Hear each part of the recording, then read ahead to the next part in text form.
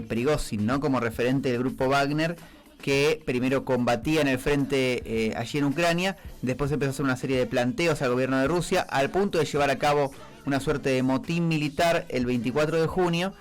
Y bueno, la semana pasada ocurrió este accidente que acabó con su vida y ayer se realizó el funeral. Nosotros queremos analizar un poco qué es lo que pasa en Rusia, las consecuencias que ha tenido esto, cómo sigue el conflicto con Ucrania. Y además Rusia ha sido noticia esta semana nuevamente porque el Papa Francisco hizo referencia a sus figuras imperiales, lo cual ha generado cierto rechazo en Ucrania. Como siempre queremos saber qué opina y qué mirada tiene sobre esto uno de los principales analistas internacionales del país y sobre todo en lo que tiene que ver con Rusia. Estamos hablando de Cristian Lamesa, a quien saludamos. ¿Cómo te va, Cristian? Mateo Lascano y Lola Gontero te saludamos acá en Radio Ensamble. Buen día. Hola, Cristian. Hola Mateo, Lola, un gusto enorme para mí estar con ustedes nuevamente y con su audiencia. Gracias por tomarte tu tiempo para atendernos. Bueno, Cristian, a ver, voy a empezar por el tema de Prigozhin. En definitiva, su muerte ha causado mucha conmoción a nivel mundial. No sé si vos tenés noción de cómo se está viviendo en Rusia, pero en definitiva si podemos analizar el impacto que esto puede tener, porque es una figura que, si bien es militar, ha tenido mucha eco durante el conflicto, ¿no? Sí, bueno, si vamos a verlo en rigor de verdad, hay que decir que Prigozhin, bueno, no era un militar de carrera, era un empresario y con una historia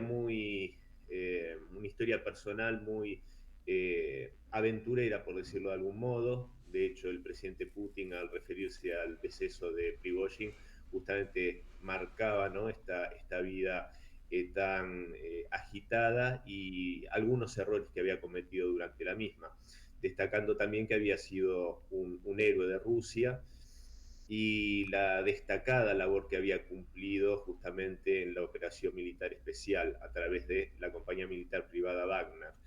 En este sentido, yo creo que es una pérdida para Rusia, pero, sin embargo, no veo que haya afectado profundamente lo que es los mecanismos, ¿no?, de Rusia en esta operación militar especial.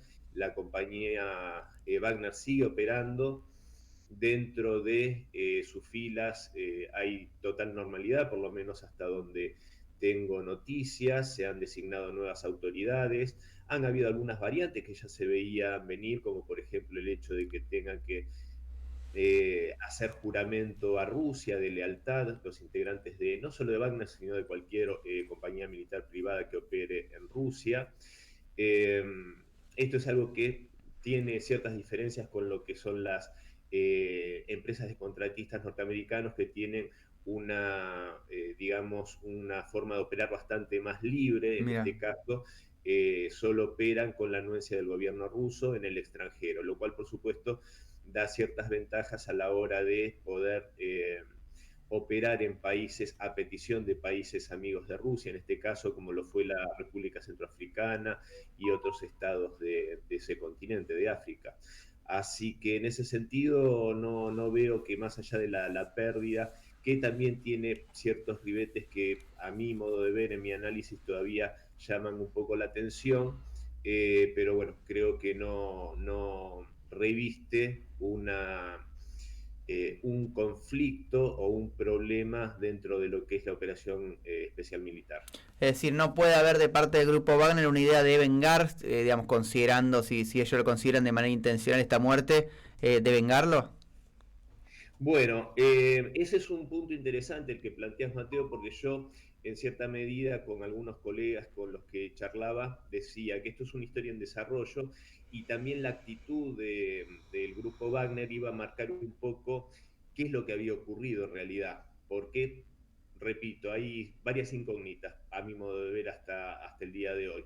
Y esta reacción de normalidad o falta de reacción por parte del grupo Wagner, yo creo que marca justamente cierta tranquilidad y descarta, por supuesto, totalmente esas versiones que se daban desde Occidente acerca de una supuesta venganza de Putin contra Prigozhin, que habría sido un acto ejecutado desde dentro, desde Rusia, o sea, por el Estado ruso, que en todo momento a mí me pareció una fantasía en toda regla, porque de haber querido el presidente Putin tomar alguna acción contra Prigozhin, lo hubiese podido hacer inmediatamente después de ese supuesto motín que protagonizaron y que en realidad, a mi modo de ver, fue una operación para justamente hacer caer a algunos personajes dentro del ejército que no estaban del todo alineados a lo que son las políticas del Kremlin o que no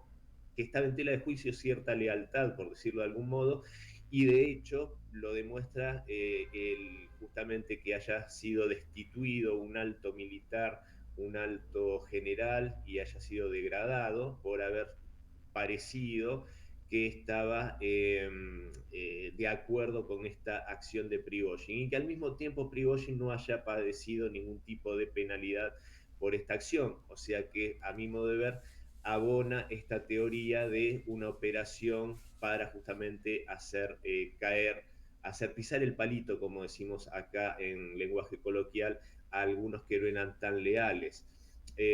Así que en este sentido creo que por ahí fue más la cosa.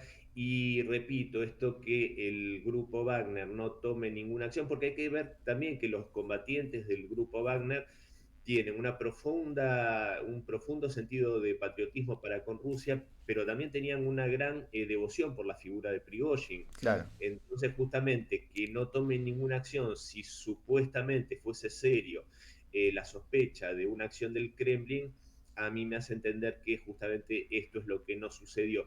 También a mí me llama la atención y si bien la inteligencia ucraniana ha asesinado gente importante dentro de Rusia mediante atentados, cabe recordar justamente el asesinato de Daria Dugin, la hija del filósofo Alexander Sí. Dugin.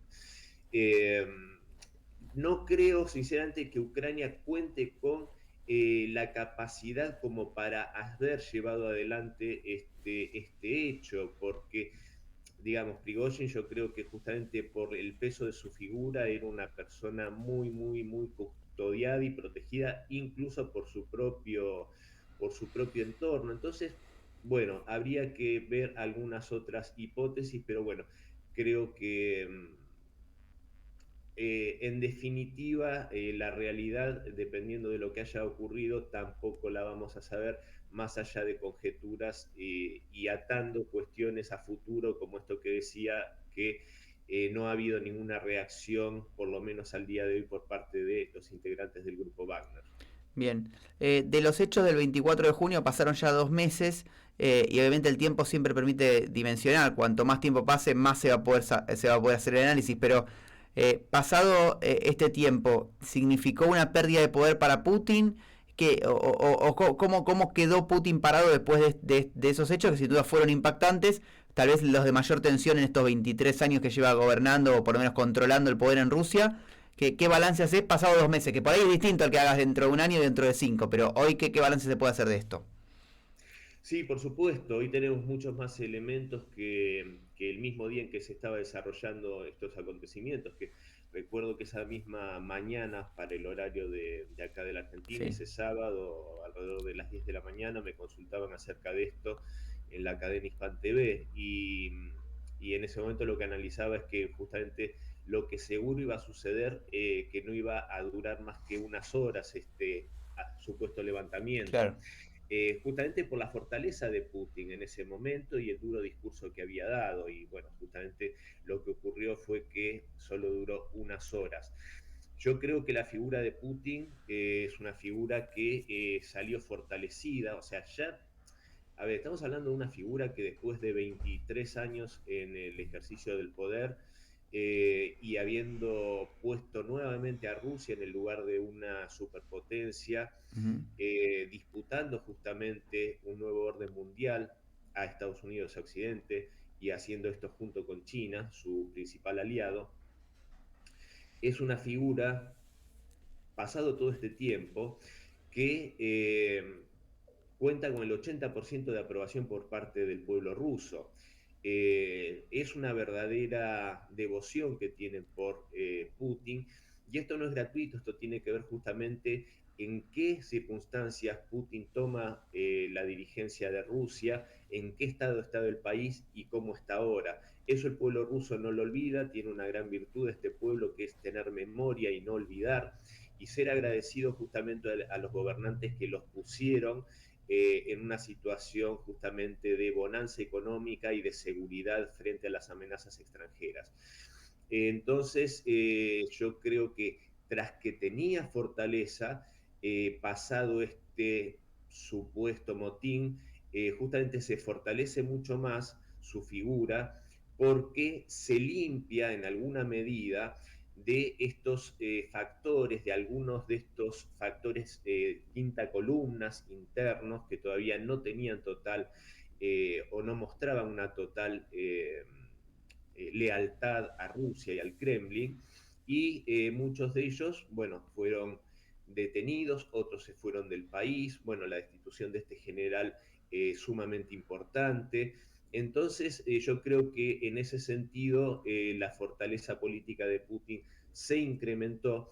Y para cerrar esta parte, Mateo, eh, yo diría que el pueblo ruso, a pesar de lo que intenta hacer propagandísticamente Occidente, el pueblo ruso cada vez es más consciente de la necesidad de la operación que inició el presidente allá por el 24 de febrero del año 2022, y cada amenaza que se cierne sobre Rusia hace que el pueblo más se abroquele alrededor de la figura de su líder, Vladimir Putin.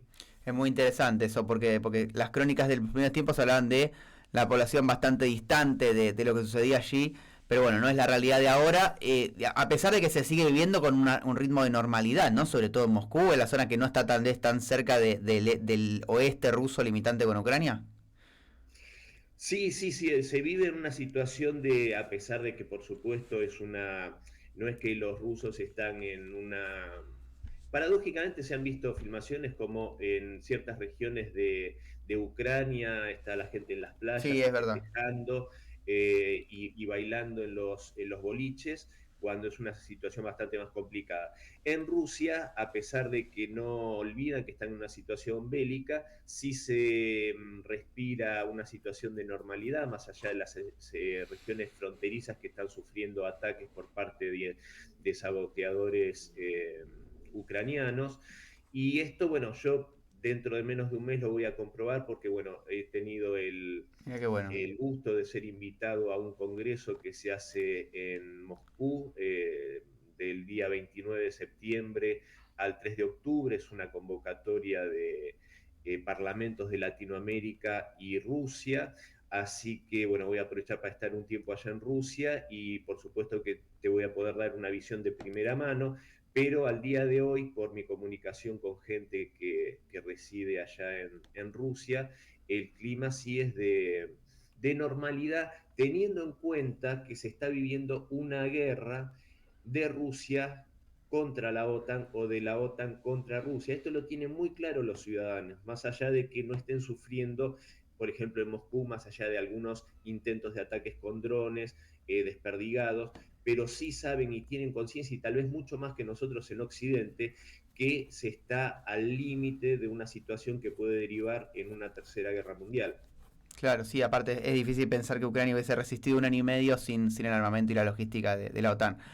Me quiero quedar con algo y ya dar el último enfoque de la entrevista, pero pensando un poco en el medio, Rusia también recuperó mucho dominio diplomático, ¿no? Que lo tuvo durante Putin. En la guerra había, me acuerdo esa frase de Biden diciendo va a ser un paria mundial, no sé cuánto. No es lo que pasa ahora. En la última cumbre de los BRICS, por ejemplo, estuvo Sergei Lavrov, el canciller ruso, presente, digamos, con Lula da Silva, con el presidente indio, digamos, a nivel diplomático está bien, no va Putin, aunque sí Putin se reunió con Xi Jinping hace poco.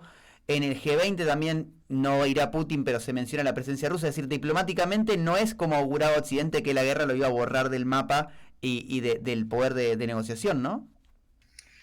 Es tan cierto lo que decís, Mateo, que primero, desgraciadamente los Estados Unidos, Europa, basta recordar las palabras también de Josep Borrell, este diplomático europeo Sí. que caracterizaba a Europa como un jardín francés muy prolijo y al resto del mundo como una jungla salvaje de la cual Europa debía defenderse, ¿no? Esa visión racista y prepotente es la que también tiene, por supuesto, Estados Unidos. Biden tiene una propensión a augurar el carácter de paria de algunos estados, no solo de Rusia, lo ha dicho respecto de Arabia Saudita en contra del príncipe heredero Bin Salman. Y justamente fíjate lo que le costó a Estados Unidos, prácticamente un quiebre en un aliado estratégico como era Arabia Saudita, ahora integrado a los BRICS y con la perspectiva de comercializar su petróleo en otras monedas que no sea el dólar, siendo esto un golpe mortal a la divisa norteamericana. Entonces, por supuesto que la diplomacia de Rusia, la diplomacia soviética en su momento, la diplomacia, ya hay que remontarnos a la tradición diplomática rusa desde el zarato ruso, Ajá. pasando por el imperio después. Estamos hablando de tiempos, estamos hablando de 5 siglos atrás. Entonces, en este sentido, siempre tuvo una diplomacia muy profesional, muy respetuosa de los otros estados, y esto, por supuesto, países del continente africano, de Asia, mismo de Latinoamérica, lo valoran porque todos, en mayor o menor medida, hemos sido víctimas de la prepotencia y del colonialismo de Europa y de Estados Unidos. Entonces, en este sentido, por supuesto que a estos países se ve muy claramente lo que está pasando en África, estos países que se levantan contra el neocolonialismo francés, por ejemplo, en Níger, y enarbolan banderas no solo de Níger, sino también de Rusia, como símbolo de libertad y de lucha contra el neocolonialismo. Entonces, por supuesto que cerrando esto, marcando el poderío de los BRICS, este grupo que no solo integró a 6 países más, que son prácticamente la mitad o más de la mitad potencias energéticas, como Arabia Saudita, Emiratos Árabes, Irán, sino que hay una lista de 25 países más que están esperando para ser integrados a este grupo. Ujú. Para resumir, Mateo, yo lo que te diría es que la actitud prepotente de Estados Unidos y de Europa, este occidente colectivo, frente a esta mayoría global, lo que está mostrando como los que se quedan aislados finalmente son ese occidente colectivo y por fuera de ellos está esta mayoría global que es la que está, a mi modo de ver, viendo nacer este nuevo orden multipolar. Bien. Bueno, y la última, ahora vamos a mencionar también el canal de YouTube de Cristian, que está bueno porque tiene mucho material, pero me quiero quedar con el Papa Francisco, que estuvo otra vez la semana involucrado en el conflicto de Rusia y Ucrania, con este pronunciamiento sobre las figuras imperiales, si no me equivoco, Nicolás, uno de los nombres que menciona respecto de Rusia. Algo paradójico el rechazo de los países occidentales, porque si nombrara a Napoleón Bonaparte, no, tal vez no habría problema, pero bueno, está claro que un poco lo que decís vos a lo largo de la entrevista. Con Rusia hay una suerte de mirada discriminadora, no solo con Rusia, con todo lo que no es Europa o Estados Unidos, una mirada discriminadora de parte de ellos. Pero digo, ¿cómo viste esto? Hay siempre una idea de involucrarlo por demás al Papa Francisco en el conflicto, cuando él a la vez en Rusia ha tenido enfrentamientos con la figura de la iglesia, el patriarca de Oriente, también lo, digamos, él lo ha cuestionado su cercanía con Putin, es decir, no es que ha mostrado un embanderamiento con Rusia, pero desde Occidente la sensación que cualquiera que no está con ellos abiertamente es un cómplice, ¿no? Sí, sí, es así, es esa lógica de si no estás con nosotros Sí, sos nuestro enemigo, que es una lógica totalmente distinta, fíjate, a la que tiene esta mayoría global, en la cual incluso se pueden unir al seno de los BRICS países que han tenido es cierto. antagonismos tan grandes como Arabia Saudita e Irán.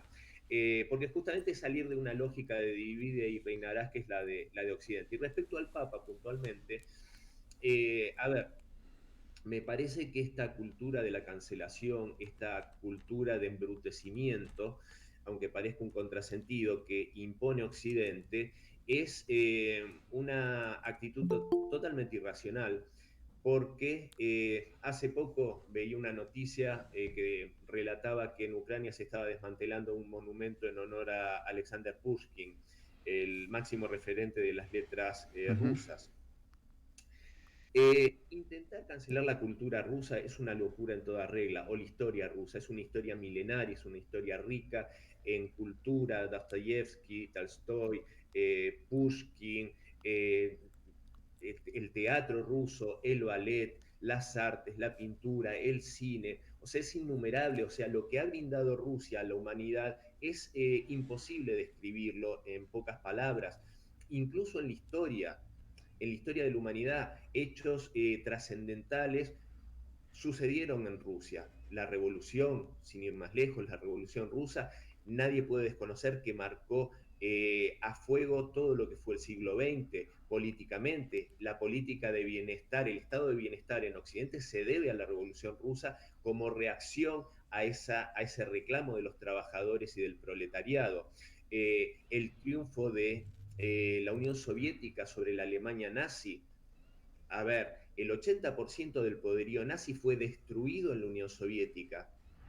En Occidente prácticamente no había actividad militar cuando se libraban batallas tremendas en la Unión Soviética y la Unión Soviética logró derrotar al monstruo nazi. Lo mismo hicieron con Napoleón, como vos bien Claro. contabas, cuando toda Europa se arrodillaba a los pies de Napoleón, fue el zar Alejandro I el que lo venció y entró victorioso en París. Esto yo creo que le da a toda Europa un gran complejo de inferioridad frente a Rusia. Ellos se rindieron ante Napoleón y Hitler y fue Rusia la que venció a estos tiranos.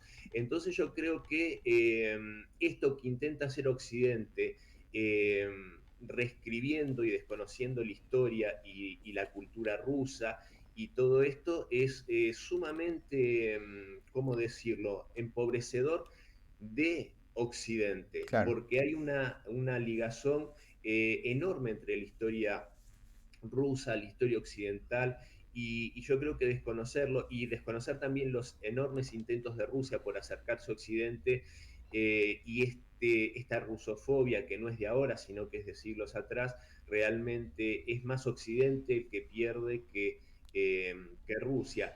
Y vos fíjate el grado de irracionalidad que llegan por decir algo que no escapa de la lógica o de la verdad histórica, que se ataca a una figura como el Papa Francisco, que de hecho no es que es un aliado de No, Putin. tal cual. Eso es lo que incluye la reflexión final. Bueno, muy interesante. Cristian, en YouTube te podemos encontrar como La Verdadera Política con Cristian Lamesa, ¿no? Hay videos muy interesantes donde compartimos tus reflexiones y también incluso documentales, material, digamos, que es interesante para comprender un poco el presente de la política internacional a través de la historia. Así que lo recomendamos. La Verdadera Política con Cristian Lamesa, ¿verdad? Sí, sí, sí, te agradezco la mención, Mateo, y si me permitís Sí. 30 segundos, me gustaría invitar a tu prestigiosa audiencia, a los que quieran estén interesados en estos temas. Yo estoy desarrollando, gracias a la generosa invitación de la doctora Tamara Yevtushenko, que es la directora de la Cátedra de Ujú. Rusia del Instituto de Relaciones Internacionales de la Universidad Nacional de La Plata, estoy dando una serie de 4 charlas que se llaman Rusia vivir bajo amenaza. Bien. Y en esas charlas que ya se desarrollaron las 2 primeras, pero las pueden ver en mi canal de YouTube, hablo justamente de esto, en la historia milenaria de Rusia, cómo siempre fueron agredidos, intentados invadir por otros estados, pagando un precio enorme en estas agresiones, y lo vamos a tratar en 2 charlas sucesivas, el próximo sábado a las 13:30 y el siguiente, y creo que es material interesante que le puede interesar a tu audiencia, ya que desgraciadamente en Occidente muchas veces se tapan estos Sí, hechos históricos y bueno, como te decía antes, el desconocimiento empobrece al que desconoce. absolutamente.